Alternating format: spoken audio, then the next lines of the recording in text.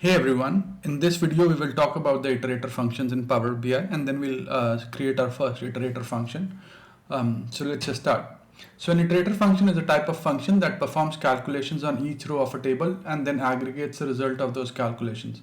So how does it typically operate? So the key characteristics of an iterator function is it will go row by row and do the calculations, and then it will aggregate the calculations after evaluating the expression row by row. And then it will show the output, but it does do a context transition, which means that the value of the iterator function will change based on the filter context.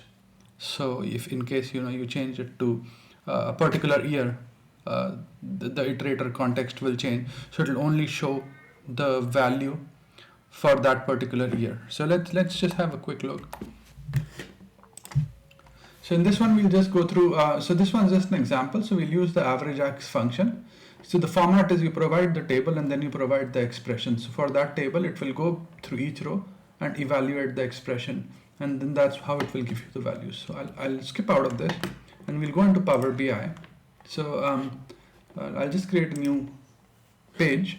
And what we'll do is we don't have anything at the moment. So what I'm using is fact internet sales table. And I'll just create a new calculation, and so it's just a new measure, and we'll call it average profit, and we'll use the iterator function average x, and it will give us so we'll use the fact internet sales table. Like we said, the first thing is so you select the table and then you have to give the expression. So the expression is so we'll use sales amount minus cost, so total product cost, and we are averaging it. So if let's say if there are 100 transactions, it'll average out and give us the average profit over those 100 transactions. So I'll hit enter and you'll see that average profit gets created here. Now let's quickly just add a formatting. So I just want two decimal places.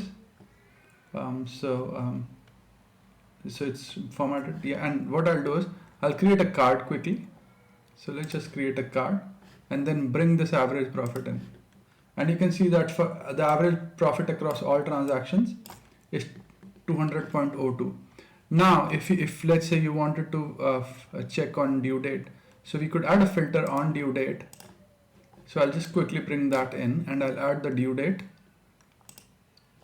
And then I could start moving this. So you can see that the value of the iterator, so the average profit was a lot higher in this interval. So we can see that and we can bring it forward, and you can see that it's dropped significantly in 2013 and 14.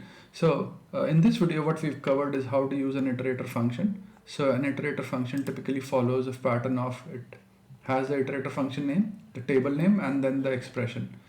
So similarly, there are other functions like sumx. You could use that. So this is just an example of the iterator function. I hope you find this video useful, and thanks for watching this video. Please do subscribe to my channel and like my videos if you enjoy what I'm doing. Let me know if you would like me to take any specific topics. Cheers. Bye.